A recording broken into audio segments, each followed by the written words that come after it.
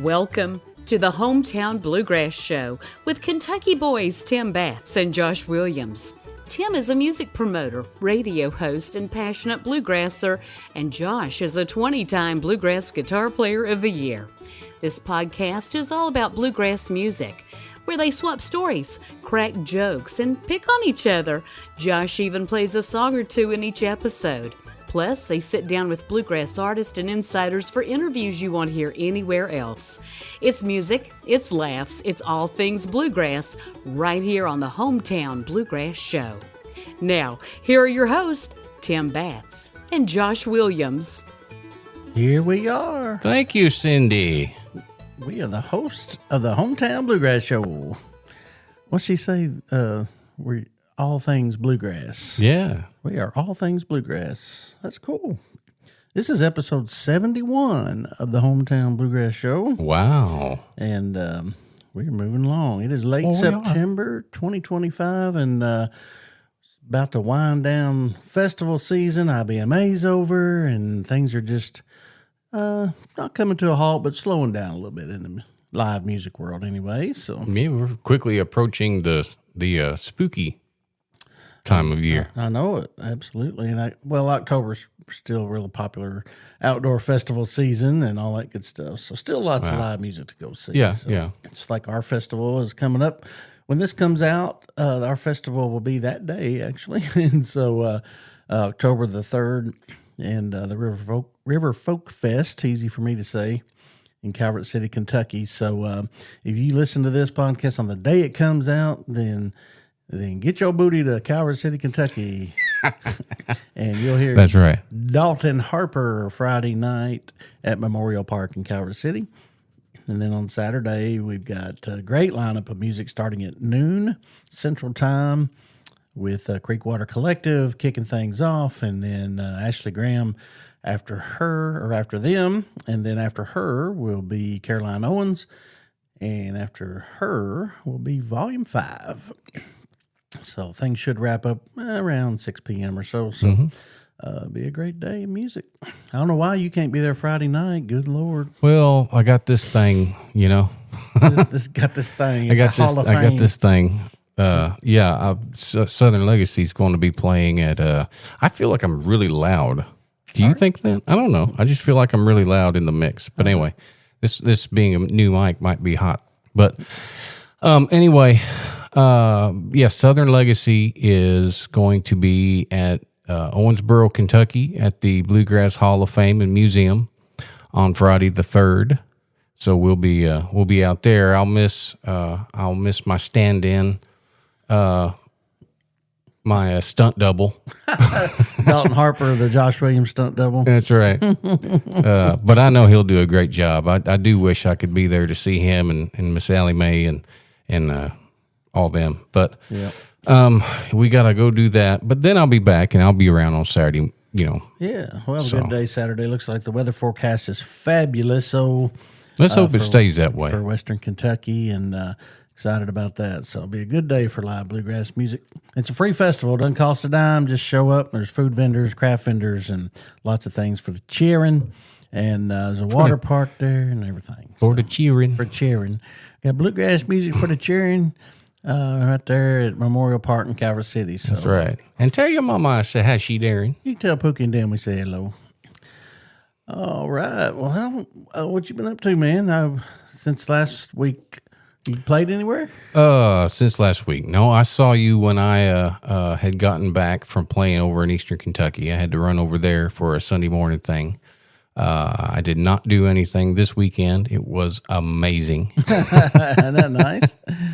I was able to do things like I got my oil changed in my truck, and I, got a few things that we were needing for the kids and whatnot. And my daughter's birthday is quickly approaching. Whitley, cool. Whitley will turn 12 on on the 16th of October. So too bad it wasn't the 15th. We could have Glenn sing that. Oh yeah. That great. That's one of my favorite songs. Actually, I told Penny, their booking agent, when she called or texted me yesterday and said, just confirming everything. I said, yeah, everything's still good as long as he sings 15th of October. So great Volume 5 song. Yeah. It is. It is a very good one. But we'll just make him sing the 16th of October. Yeah, he could do that too. I figured you'd want to hear Thorn Tree Shade or something. Oh, that is one of my favorites too. Dang it, I should have asked that one. That is an amazing song, Oh, man. man. Glenn is an my- amazing singer. He is. It's so cool to have him out front like that, and that voice, man. That voice. Thorn Tree Shade has one of my favorite lines of any song I've ever heard. And, it's just like a loaded pistol and an empty heart. She broke our vows, so death did us part. I mean, that Wow. is a line in a song right there. Wow. I love it. I wonder who wrote that. I don't know. Rhonda, if you hear this, I'll be praying for you. So, because Tim seems to like these Killing morbid killing songs, killing the wife. That seems a little red flaggish to me, but but hey, what do I know? Oh, well, I'm sure I need counseling anyway. So. Oh, hey, don't we all? Don't we all? Oh, man. But, well, good. You had a weekend off, got you a little rest. Yeah, and, it's been great, man. That's awesome, man. I've noticed, maybe you've noticed this too. It's like you blink twice and the weekend's gone. How does that work? How does the week drag to be long, and then all of a sudden the weekend gets here and you're like, yes, I finally have some time. And then like the next thing you know, it's like, man, I got to go back to work. I know. Well, my being self-employed in the audio media business, I work pretty much every weekend right now, so I don't feel like I get a day off. So my weekend was crazy. Just Let's hear about it. well, our little band played Friday night at Right. the Lake House Inn, Right. and so of course How'd I had that go? to set up sound and all that and everything. So it went good. Had a big crowd, beautiful night. Weather was fabulous, and so that was really a lot of fun. But then Saturday I had a wedding to DJ, and that was always a long, long day. And then, and then our band played again Sunday morning at a church close to Murray, Kentucky, there for their homecoming. It was our second year to play there at Owens Chapel Baptist Church, and so we played homecoming. And but the best part of that was that big old potluck afterwards. So but. Anyway, so yeah, busy weekend. I turned around Sunday night and it's like, oh, I got a couple hours. I can watch some football and then go to bed and then start Monday. So I believe, is it the Baptist, I guess, that always believe that when you die and go to heaven, you're supposed to take a covered dish? Is that right? Absolutely. Yeah, absolutely. I should have put that in my song. I wrote that song, Power in a Potluck. Oh, It's really basically a song about how much I despise green bean casserole, but What's wrong with you? I love green beans. I love them to death, but they need a little brown sugar and a little bacon grease. But whoever's idea it was to put cream and mushroom soup in green beans and make it into a casserole, I have no idea. That's just wrong. It's just wrong. So my song "Power in a Potluck" is kind of more or less about my dislike of green bean casserole. But Wow. Okay. anyway, but man, other than that, just mainly about church potlucks, which is something everybody loves. So, Yeah, but anyway, that's amazing. but yeah, so it's all good. Man, we got a great show. Episode 71 is going to be one to remember. I have a feeling. So we've got your fellow bandmate, Southern Legacy bandmate, and member of Union Station, Ron Block's going to be with us. Yeah, excited for that. Very excited for that. Yeah. We've been trying to get him all year. He's just been so busy, and they're just about to finish up their tour, and yeah. Yep. So it should be. He should have a lot to talk about. I bet he does. I bet if he don't fall asleep during the interview, because he's so tired. That's all right. If he does, we'll Yep. just good night, Ron. Exactly. sing him asleep. But yeah, super excited about that. And so, yeah. He's not just a banjo player. He's a songwriter. He's a Fabulous guitar player, too. Great guitar player. He's a theologian. He's actually an author. Wow. He's written a book on theology, I think. Nice. We need to, let's get him on here, and we'll find out all the many facets of Ron that Block. People don't know. That people may or may not know. That's right. I'm a huge Ron Block fan, so therefore I'm a blockhead. Oh, is that what they're calling? Yeah. That's cool. Blockhead. That kind of like steelheads with steel drivers, but blockheads. Cool. Yeah, I guess so. There we go. Well, cool. Well, it's a great show lined up. Josh going to play us a song here in a little bit. Don't ask me what he's going to play because we don't know yet. I actually do know. You do already know what you're going to play? Well, I've been here an hour, so I've had a little bit of time to think. It's a song, and I'm not telling. Gotcha. But I do know what it's going to be. Oh, there's a song. Mm-hmm. Well, there we go. Sounds great. Well, let's take a break, and when we come back, we'll see about playing it. What do you say? Yeah, sure, man. All right. Absolutely. Custom Automotive in Calvert City, Kentucky has been a family-operated business for over 50 years. When you call Custom Automotive, you'll talk to an experienced tire and wheel expert. They install wheels and tires on thousands of vehicles every year in addition to their online sales. Stop by and thank them for supporting bluegrass music. Custom Automotive, Highway 62, Calvert City, Kentucky, 270-395-7611. Or visit them online at customautoonline.com. For over 50 years, Puckett's Jewelry in Benton, Kentucky has been a trusted choice for fine jewelry that will last a lifetime and help you celebrate life's most precious moments. The new owners, Bart and Hannah Lewis, are excited to continue the Puckett's Jewelry legacy in Marshall County and are proud to support bluegrass music. Puckett's Jewelry on the Square in Benton, Kentucky. Visit them online at puckettsjewelry.com. Howdy, friends. I'm Banjo Ben Clark, and you're listening to my good buddies Tim Batts and Josh Williams on the Hometown Bluegrass Show. You've tuned in because you like valuable conversation about the world's best music. And if you want more good stuff like that, come on over to my website, banjobenclark.com, where you can learn how to play and purchase anything you might need when it comes to bluegrass-related instruments and accessories. My Gold Pick members over there can access hundreds of lessons for banjo, guitar, and mandolin with all kinds of resources to help you move on down the road with your picking skills. And if you're looking to purchase something, the deals can't be beat at Banjo Ben's General Store. All there on the same website, banjobenclark.com. Now back to the show. Well, I've been listening to the Hometown Bluegrass Show.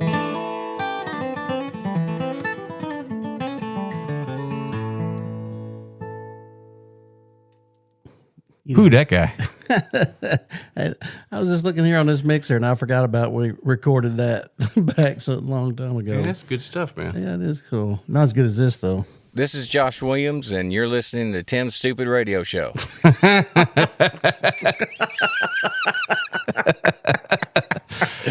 forgot about that. That's a classic one there.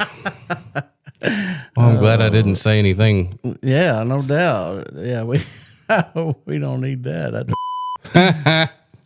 It's Josh Williams, and you listen to Tim's Radio Show. I wouldn't do that.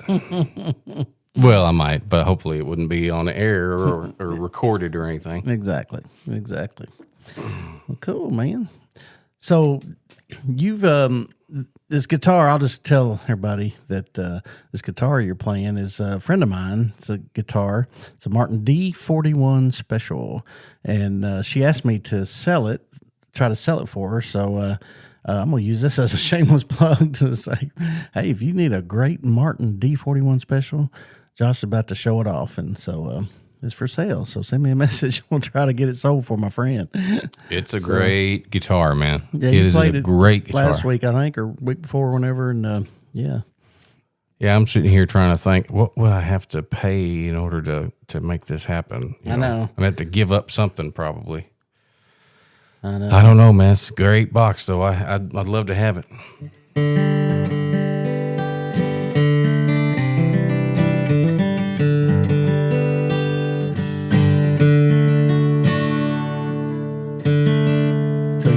What you're going to play already? I do. This is an old Jim Eanes song, Smiling Jim Eanes, and I recorded this many years ago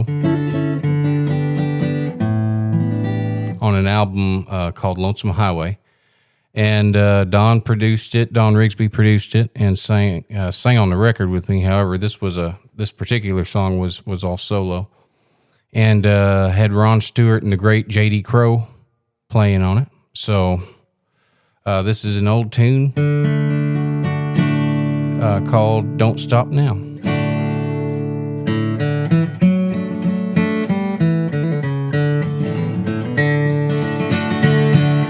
through the day I fell in love with you.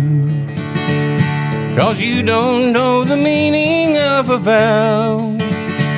I begged you not to speak of things like honeymoons and wedding rings. Since you got it started, don't stop now. Don't stop now. Go on and love me.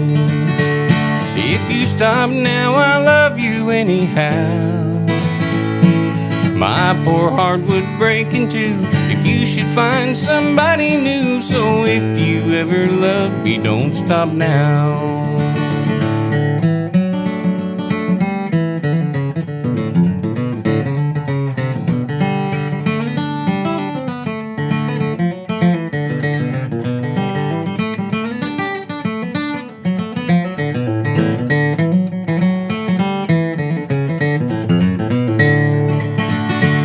Don't take away sweet memories of the past, or cause me to regret our yesterday.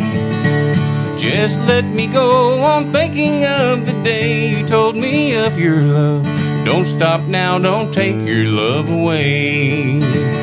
Don't stop now, go on and love me. If you stop now, I love you anyhow. My poor heart would break in two if you should find somebody new. So if you ever love me, don't stop now. My poor heart would break in two if you should find somebody new. So if you ever love me, don't stop now.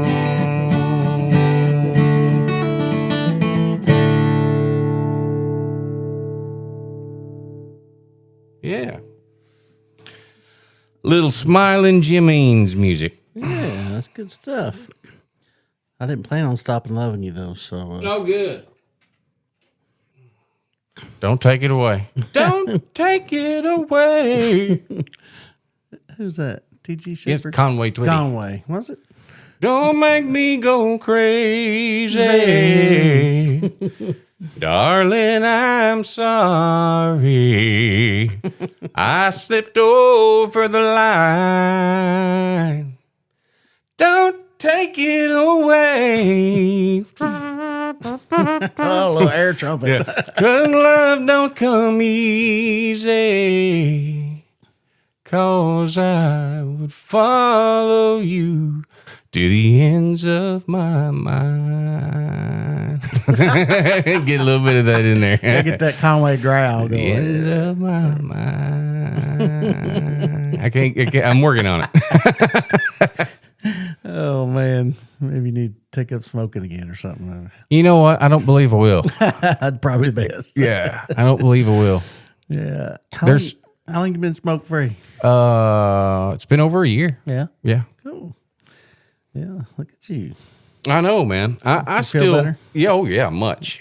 And And notice a difference in your like singing as far as the tone of your voice, but also like how much air it takes. Does that change? yeah, absolutely. Does it? Yeah, absolutely.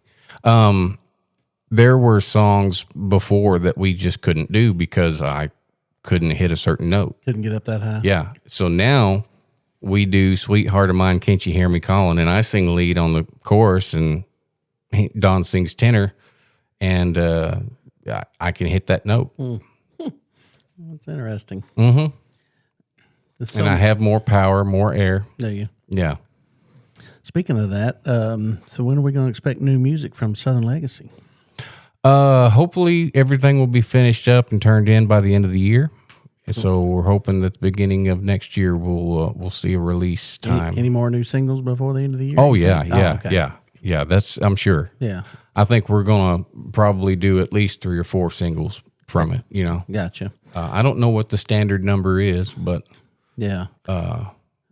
Unfortunately, song dropped out of the top 20. That was dumb. well, it fell off of the chart. Yeah. It was completely gone. It went from number 2 to not on the Not chart. even on the hills of But it's Carter back on the chart now, and it's at 7. So County. Oh, is it really? Mm-hmm. I was looking at the Banjo Radio chart. yeah, this is the Bluegrass Today chart. I think is Oh, the one gotcha. that I'm talking about. Gotcha. Well, that's cool. I didn't realize that. I must have missed that today. I saw on the banjo radio chart our old buddy Kevin Denny's at number 1 now with his "Kiss My Bluegrass Goodbye." No, that's good, man. That's good. Over here on this is for September, of course. September 1st, it was posted, it says. But this is the Bluegrass Today chart, the monthly chart, and it says Ashby Frank, "Everybody's Got Their 9-Pound Hammer" is number 1 there. Oh, cool. Now, your special edition that you did with Special C, you and Robbie Fulks, that's been up there now for a few weeks on the banjo radio chart. Oh, good. Yep, I've been all around this world. Remember that That's song a I played great for song. you that you'd never heard? Yeah, but it strangely was familiar because I thought that sounds like me. I know it. That's funny. That was, but man, that was so much fun getting to do that and getting to be in the studio with all those guys, getting to hang out with Robbie Fulks. You know, I mean, Robbie's in the country world. Robbie at one time was a pretty big deal. Oh, really? Yeah, because he had this alternative country thing that he was doing and had a lot of followers. Oh, Which, I mean, he's a great talent anyway. yeah. I didn't realize that. And he's taller than I am. Is he really? Yeah, What was he, like 6'5"? at least Wow. 6'6", 6'7". He's taller than me by quite a bit. Wow. Like, it's noticeably taller. It's not like one of those, y'all stand back to back, let me see who's taller. You know, it's like, holy crap, he's taller than you. That's crazy.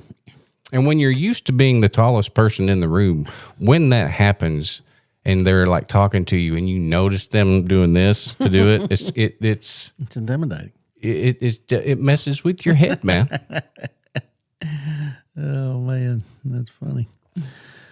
Well, cool. Well, it's episode 71, and we are just trucking along, having a ball doing this podcast. We hope you are, too, because we want to hear from you on the Hometown Bluegrass Show Facebook page.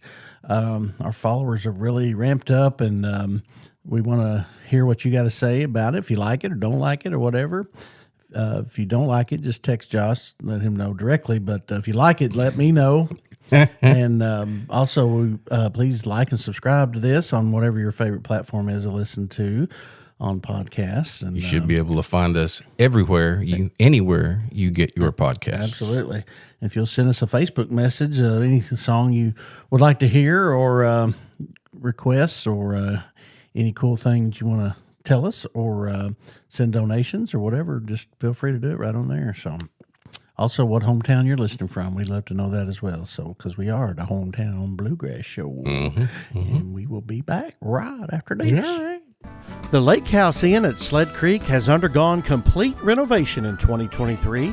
Our outdoor space is unlike any other at Kentucky Lake. With 2 in-ground pools, 18 rooms, and 4 cabins, we're just a stone's throw away from Kentucky Dam. If you're looking to make memories with your family, this nostalgic inn is for you. Welcome to your lake house, where modern meets rustic and becomes home. Reserve online at lakehouseinn.com. Looking for expert insurance advice from a team that truly knows Western Kentucky? At Paducah Insurance Agency, we're more than just policies. We're your neighbors, helping you protect what matters most. With locations in Paducah and Benton, Kentucky, we offer home, auto, business, and life insurance with top carriers like Erie Insurance, all at competitive rates. Locally owned and committed to your peace of mind, Jared Morgan and his team are here to help.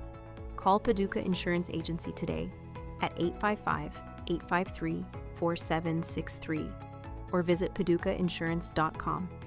Paducah Insurance, coverage you can count on from people you trust.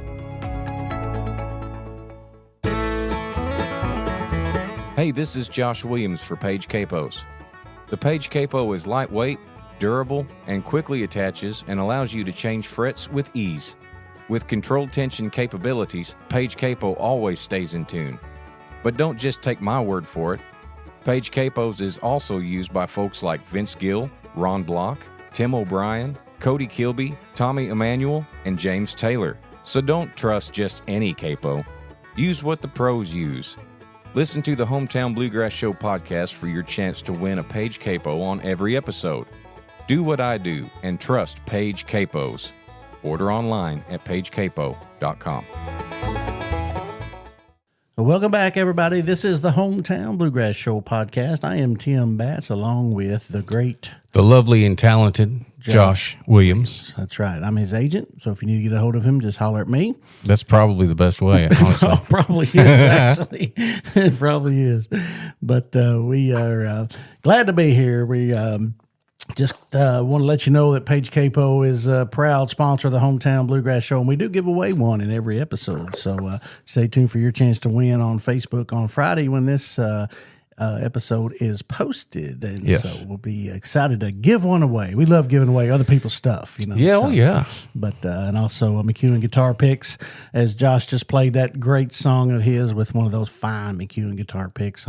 Very fine. Very fine. Mighty fine. But we do appreciate all our sponsors very much. And you wanted to mention a friend of yours' album. I did. Sean Camp just came out with a new release that I have to say, I sat down and listened to it from start to finish the other day, and it's absolutely amazing. I love it. It was one of those things where when I started it, before I knew it, it was starting over again. So it's called The Ghost of Sis Draper.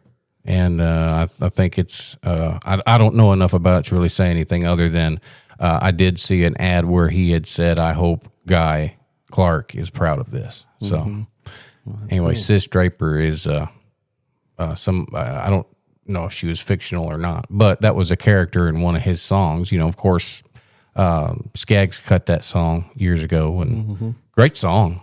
But, yeah, you and I just listened to almost the whole album. It's so good, it's really dude. Good, so. Great stuff. We listened to almost all of it while we were waiting on our good friend Ron Block. Who we finally did it. We captured the him. moment has arrived. It took all tour, but we finally got him, man. So I don't have a drum roll on this machine. No, but you do have applause, don't you? Yeah, absolutely. Ron Block in the house. That's right. Yeah. How you doing, buddy? Good. Doing well.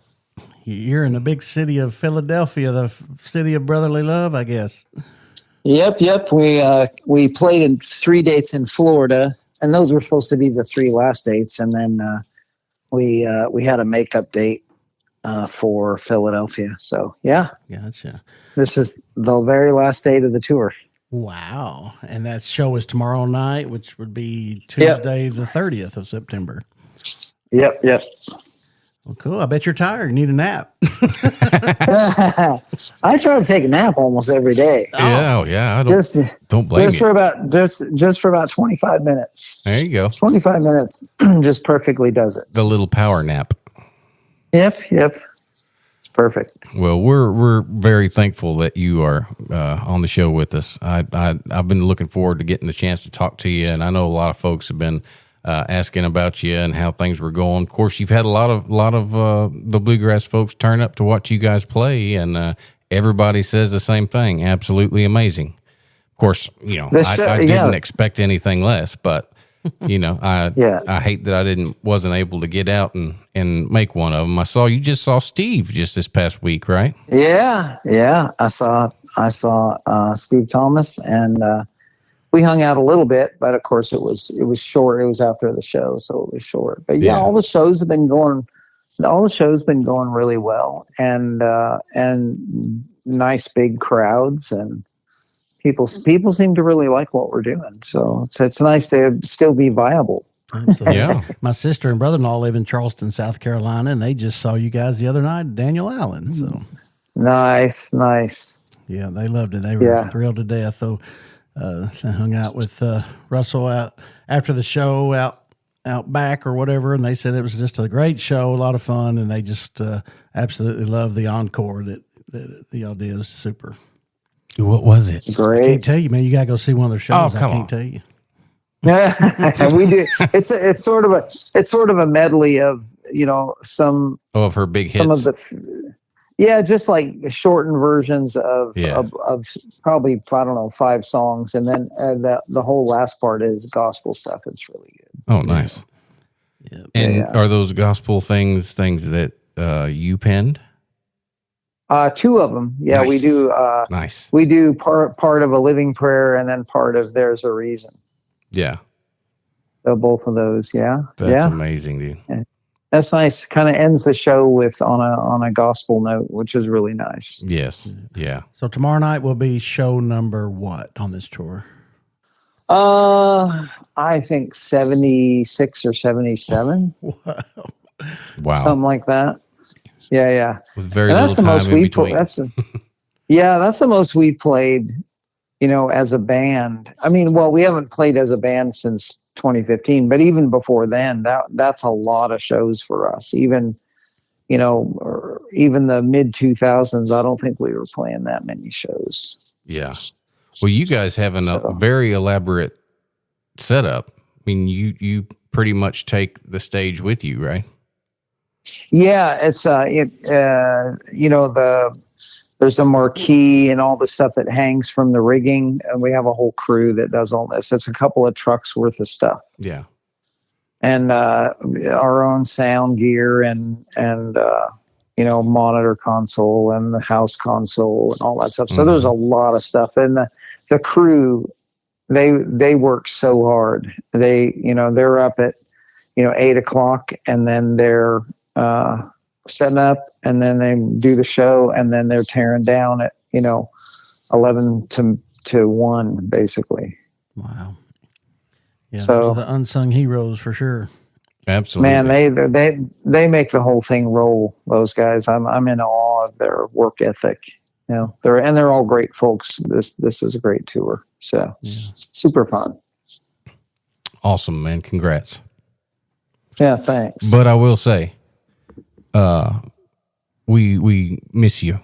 We have missed you so much. I just, more than anything, I miss just getting to see you and talk to you and give you a hug, and it's like Ron's there. I know everything's going to be okay.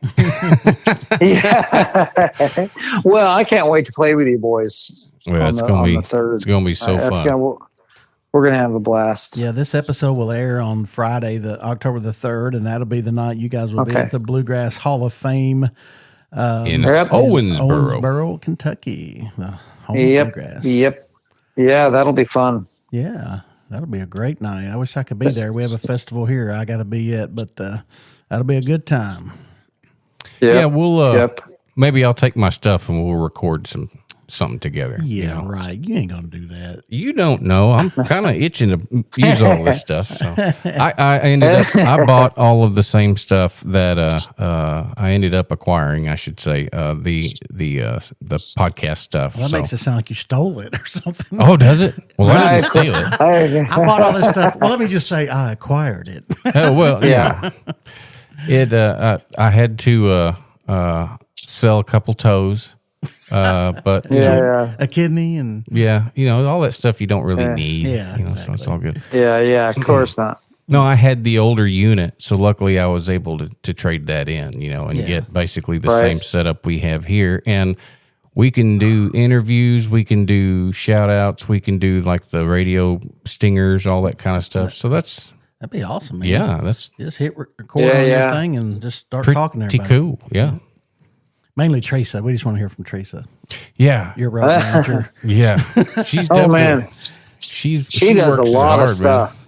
She's awesome. Yeah. She texted me the other day and said, "Are you going to be there?" And I said, "No, I can't be there." And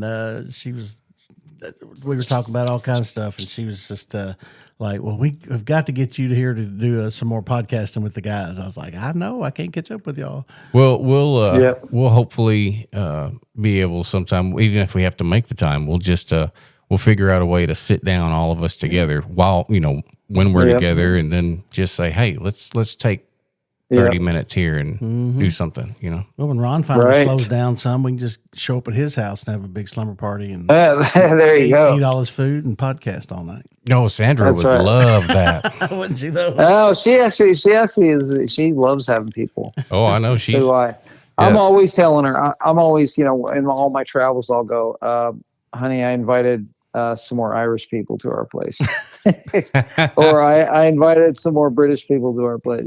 Like I'm always saying stuff like that. So we like having guests. That's great, man. So what have you done to do you find yourself, when you're playing as much as you guys have done, is it like easier just to pick the banjo up and just start playing, or is there like a regiment type of exercise thing that you do every day to help you stay limber? Or I'm curious about that. I've been practicing a lot on this tour. Like, every day I get my banjo out, and for the first 5, 10, 15 minutes, I go, ugh. Even though I played the night before, I start out, but it's pretty quick how it all comes back, and I get limber up, and then everything's kind of goes. I've been working on making sure in my banjo rolls that there's no tension in any of the rolls. Yeah. Because sometimes you'll play like thumb, index, middle, and then you're going to come back to your index, and then there's tension in your thumb right there. Right. So I just to do it, I go ba-da-la, thumb, index, middle, really fast, ba-da-la, pause, and then index, thumb. So ba-da-la, da-da, ba-da-la, da-da, and I relax the tension in between in that little space. So I've been doing that a lot with different rolls, just trying to make sure everything is as easy as possible. Wow. I found myself sitting here actually doing that, thinking, well, that's like, yeah. And then another cool thing. I mean, and guitar too, the same thing, and working on singing with Russell, and then my days are kind of full of all that. But Sammy Brayman played with Willie Watson, and he opened for us for the whole tour, while Sammy is a fiddle player. And so she and I would get together, 20 minutes before she had to get ready to go on stage, and we'd play for 20, 30 minutes, banjo fiddle tunes. Yeah. So that was another, aspect of practice, just where she's playing fiddle, but there's no rhythm section for me to go off of. I just got to be the rhythm section. Section. That's a good practice. Yeah. That's really good practice. So how was the transition when you found out Russell Moore was going to be joining Union Station, and how did that all come about, and how has the transition been with you guys singing together and stuff? Did it just come natural, or was it a little bit harder? Well, it comes super natural to Russell. Like singing is like breathing for him. I'm in awe of his singing. Yeah. Like he's like a bluegrass opera singer. Like he has opera. He almost has I just mean technique wise. It's almost like he has like opera technique. He has so much volume and power, but it's his breath control's really amazing. Yeah. So of course he fit right in. But for me, it was a learning curve to get my singing back to where it needed to be, because I've been playing instrumental music or playing with Southern Legacy and not singing for the last 10 years. I played with Allison's country band, but I didn't sing because it was Suzanne Cox and Sidney Cox, and they all sang. Right. I've occasionally worked on my singing to, like, if I got to sing a part on something, I work on it and get it up to par. But this has been the time of going, okay, I've really got to get back to doing that every day, back to singing. So the singing thing, I've been really working on that more lately. And good. But yeah, all that stuff is super important for me. To make sure I can improvise very easily without, falling all over myself. Yeah. When we're on stage. That's great, man. I would love for us to start in the Southern Legacy shows. I would love for us to be able to. I've lived a dozen lifetimes in 20 some odd years. Well, you should sing it. Oh man, no, I want you to sing it. That'd be awesome. I could play banjo on it. Well, we'll work on that. We'll work on that. But the point is I want to get you singing, man. That's what I'm trying to say. Yeah, and I will get singing it. I will get singing at some point. We'll figure that out. Yeah. And some of this stuff I can't wait for the world to hear. some of the stuff Yeah, that it'll we've be good. recorded. There's a video on Facebook of me and you when we were playing in the studio on the gospel tune that we had done. Oh, yeah. It's so cool Yeah. watching that. Like, you can see It is. whatever the magic is going on between us there. You can literally see it. It's just like really cool to see. Yeah. Cool to watch. Yeah, I can't wait. I can't wait to go listen to all those, and kind of like figure that out, and see how it all comes out, in the mix. It'd be cool. It definitely will be. And hopefully we'll get us a single out again pretty soon. We'll probably need to discuss what that might be this coming week. But Yep. man, I am so freaking psyched that you're going to be with us. That is so awesome. It'll be fun. And Sandra will be with you. So Yep. Sandra's coming. She's double the great time.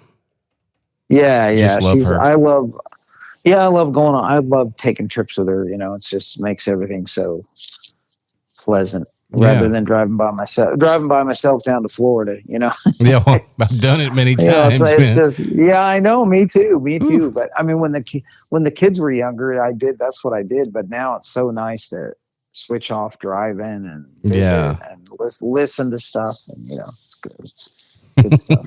It's awesome, man. Well, we were talking about this earlier. Josh and I were about, you're of course a phenomenal banjo player, but just as equally amazing guitar. I mean, how do you balance the two instruments in a performance? Like, is the artistry different, or do you feel that you can balance the two pretty well and sing in the same gig?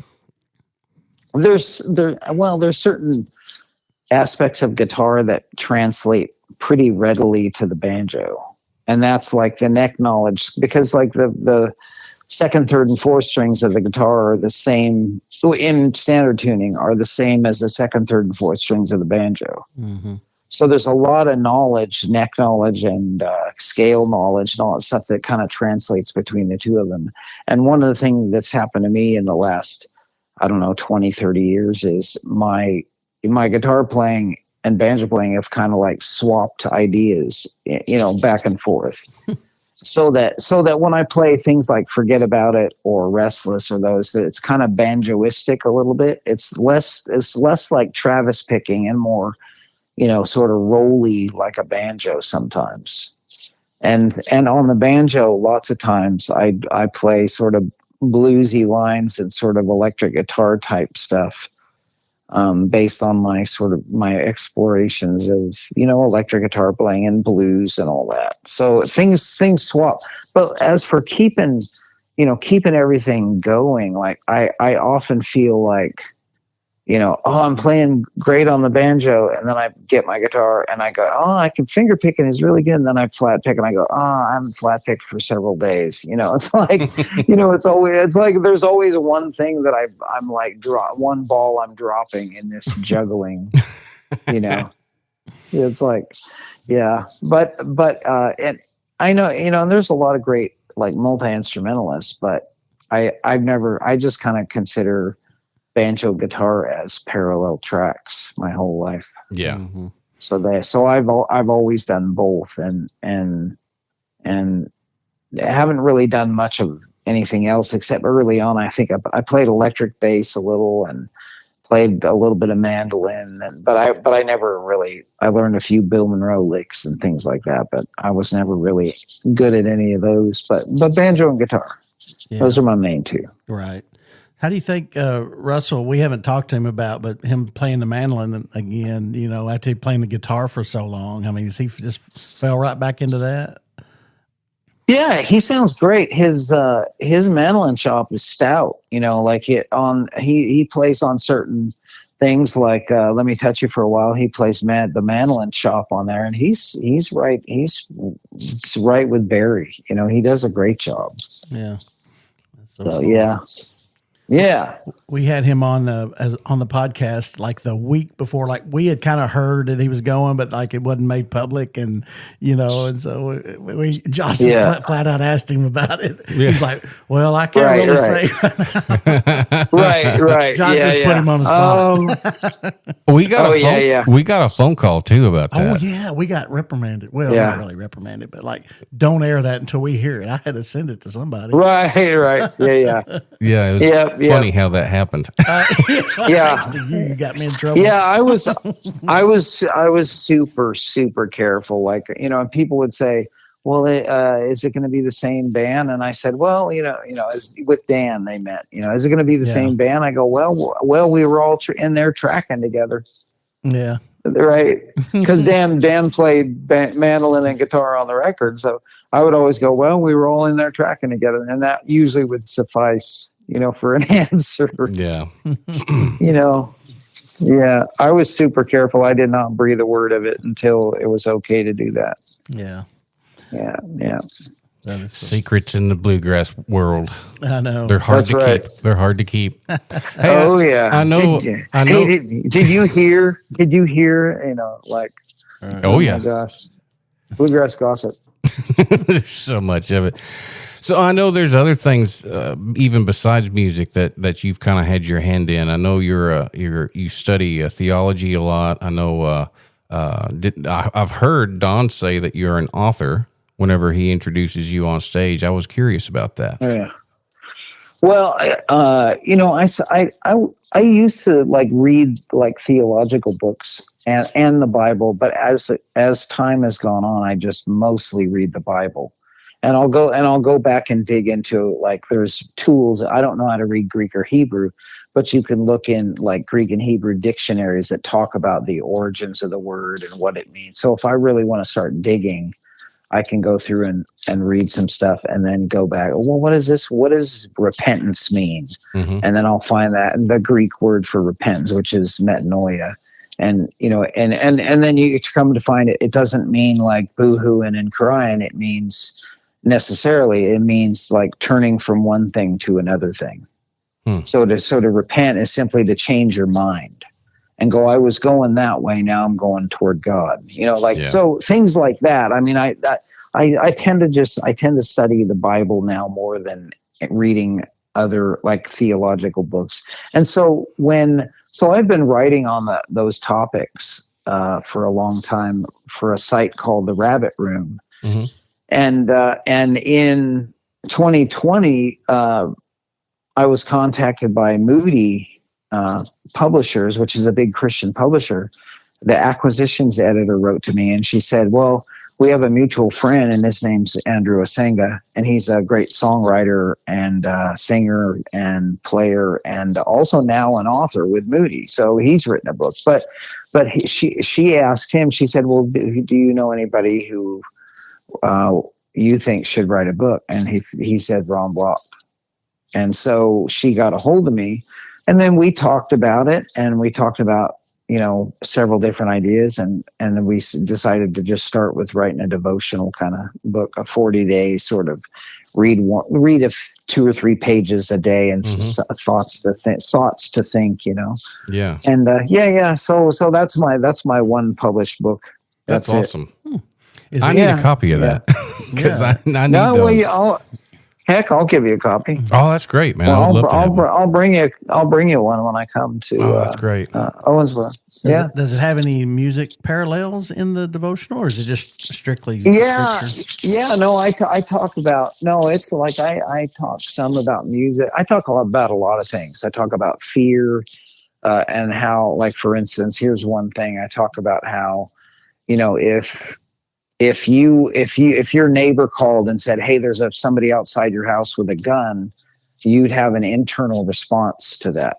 Mm-hmm. Like you'd feel anxiety, you'd get adrenaline, you'd be on the alert, your breath would be, coming a little quicker, and you'd have this physiological response to that information. But then the neighbor calls you a couple minutes later, goes, oh, I'm sorry, it was just the shadow of that magnolia tree blowing in the wind. Okay. Yeah. So then so you had a message which was basically untrue, causing a emotional and physiological response. Mm-hmm. And so like I talk about how that is exactly what happens when we aren't walking in trusting God and seeing God with us and understanding that God loves us. When we're out there in the world just trying to make our own way and make our life work, we're getting a lot of false messages, and we're living by a lot of fear and all those reactions that we have. Does that make sense? Mm-hmm. So I use analogies like that. I also use analogies of playing music. If you know this, if you get on stage to play music and you go, man, I got to try really hard. Mm-hmm. I'm going to try really hard to sing in tune. Well, guess what's going to happen? Yeah. You're not going to sing in tune. Mm-hmm.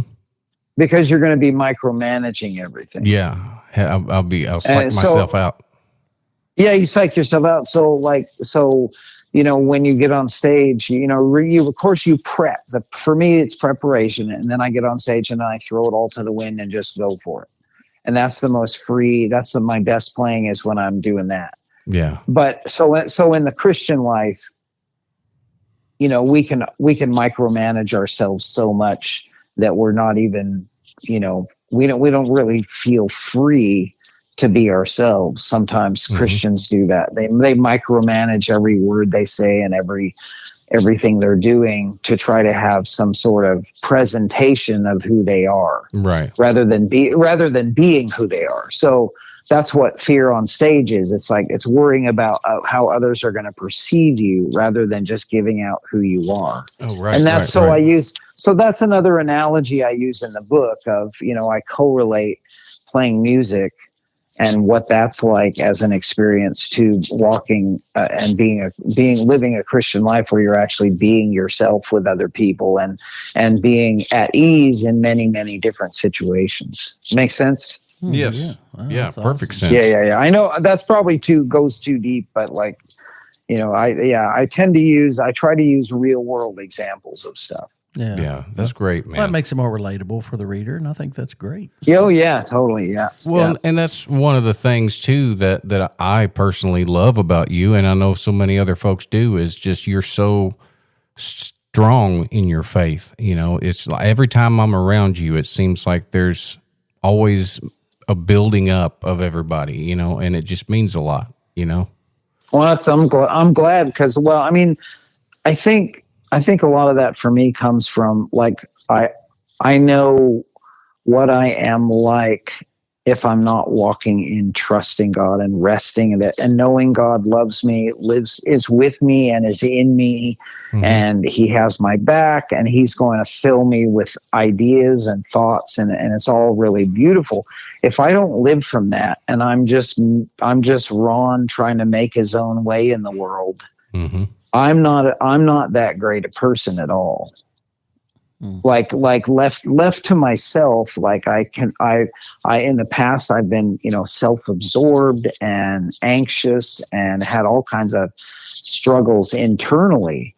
But as I've come through, the last whatever, the early years with ACUS, I learned a lot about trusting God. And then as time has gone on, it's more and more. Now I feel like most of the time I'm just living a life where I'm really level. Yeah. I'm not flat in my emotions, but I don't have super high highs and super low lows anymore. That's awesome. I just kind of live each day. And even if stuff happens where it's, I get hit by things, it won't be, but half an hour where I'm going, you know what? I have a God and I don't have to put up with, fear and anxiety and striving and all that stuff. So all that to say, I know who I am now, and I know who God is in me and with me. And it's all a gift of grace because I have not in any way deserved the love of God. He gives it to us simply because he loves us and he is love. And so I've not deserved that in any way, but it has improved let's say it has improved. Well, it's improved my life vastly. It's transformed my thinking and my life, and the love I have for people is so much greater than it ever was before. Because I don't require anything from other people anymore. I'm not looking to get. I'm looking to give. And that's where it's all at. That's the first two commandments: love God and love people.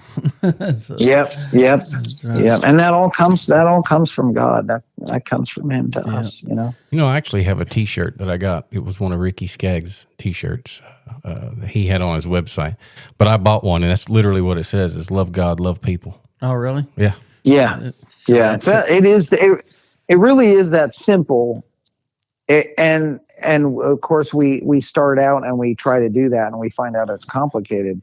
But once we find out it's super hard and almost impossible, then we go, okay, God, Father, I need help here. And that's where we're starting to get closer to the truth, because what God really wants isn't people behaving a certain way.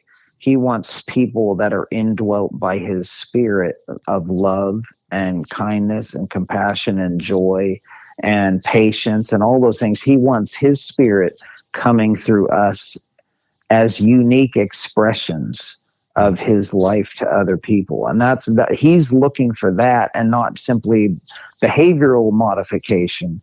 He's looking for relationship with us, so that then He can be our guide and director, really, of who we are and how we show up in the world.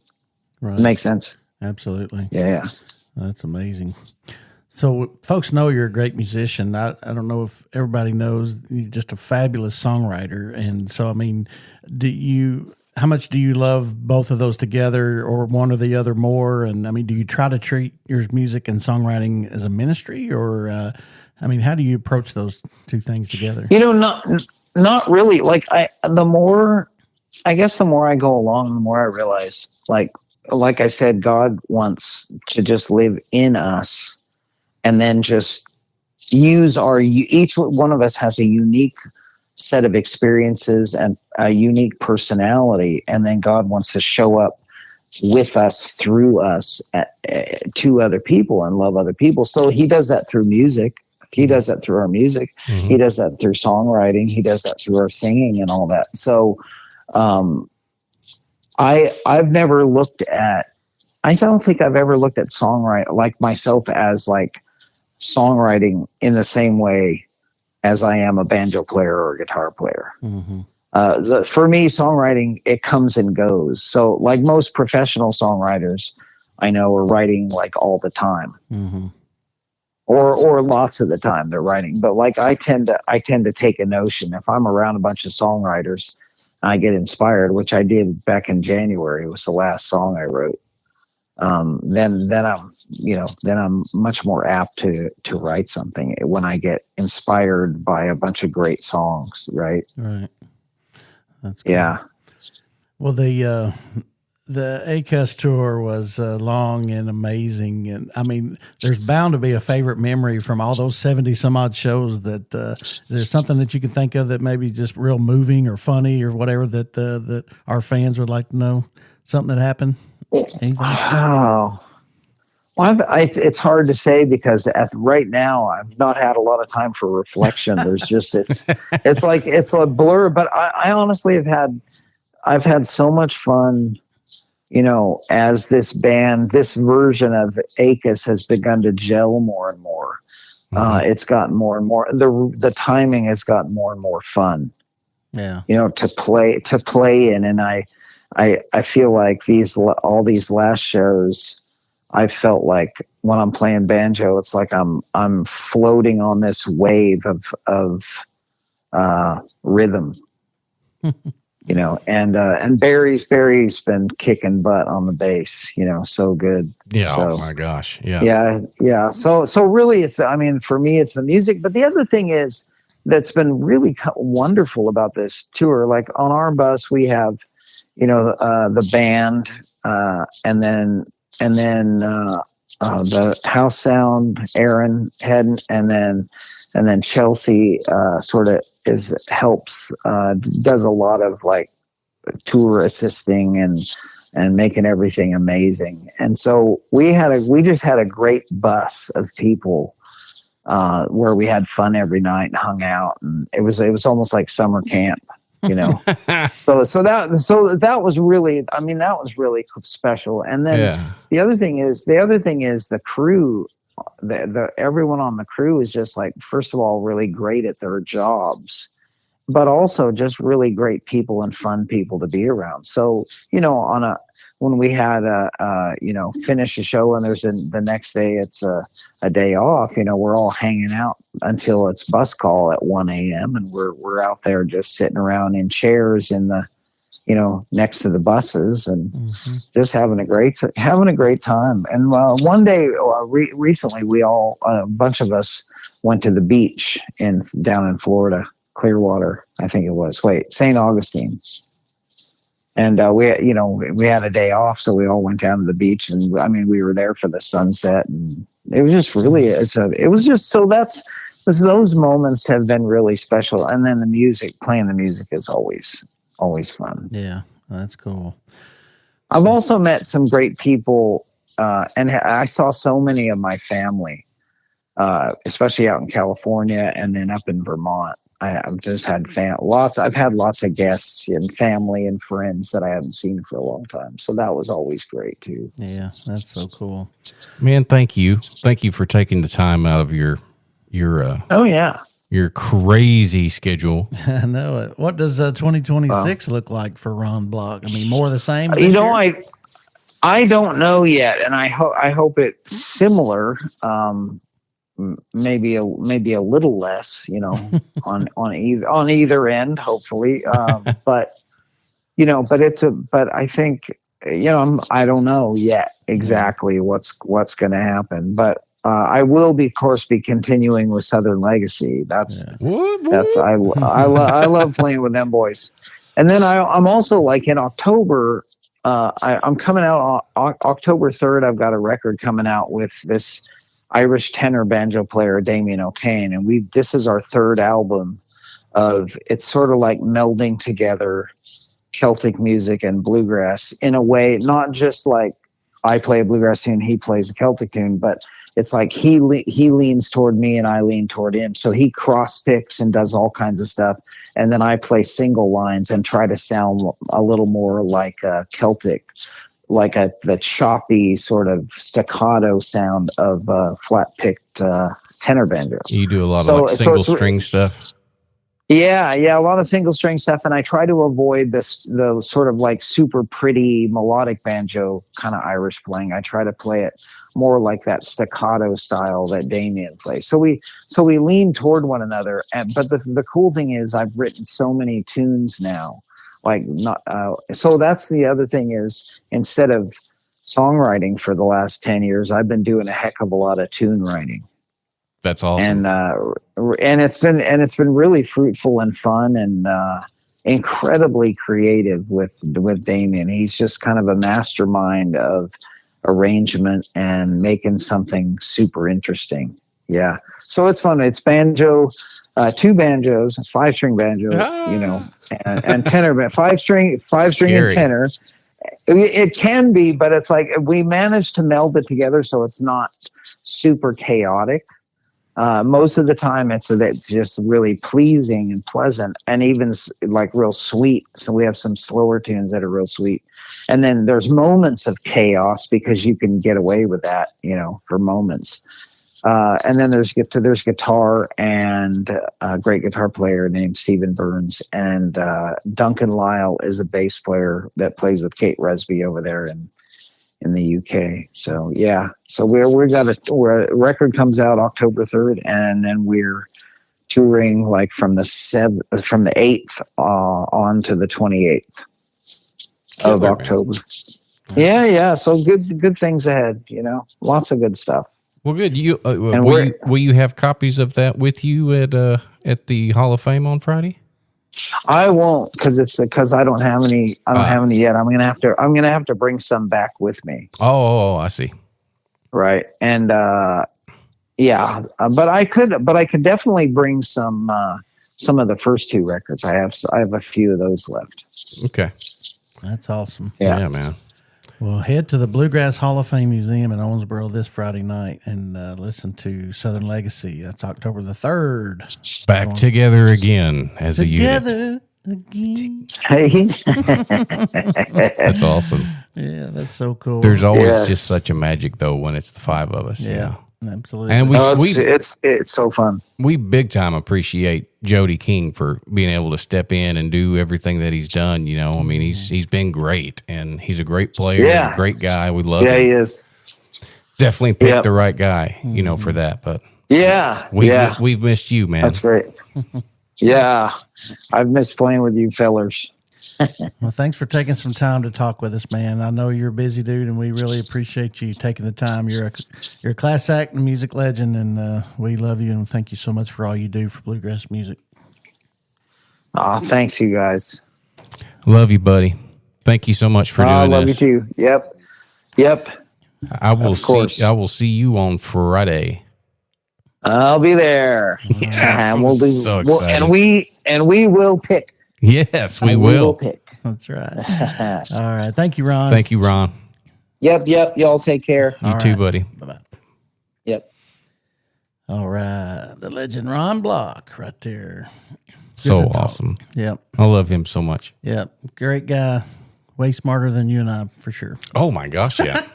Oh, that's cool. Cool. Well, it's been a great episode, man. Episode 71 is definitely one to remember, and we love bringing these to you, so we sure hope you love listening to them. So Yeah, let us know. absolutely. We want to hear from you. So I even got here early because I was so excited to do you this. did, man. We've just had a great night. Oh, yeah, together. I've been here like 4 hours I now. know it, man. It's awesome. Didn't think you liked me that much. Jeez, Oh that's well, awesome. I ain't having nothing else to do. So Oh, that's awesome. Well, thank y'all for listening, and Yes. remember, if you got time to breathe, you got time for music. that's right. We'll see y'all next time. That's going to do it for this episode of the Hometown Bluegrass Show. Thanks for spending some time with your hosts, Tim Batts and Josh Williams. We hope you learned a little and laughed a lot. Don't forget to subscribe so you never miss an episode from the heart of bluegrass. Until next time, keep picking, keep grinning. Tim and Josh look forward to seeing you down the road.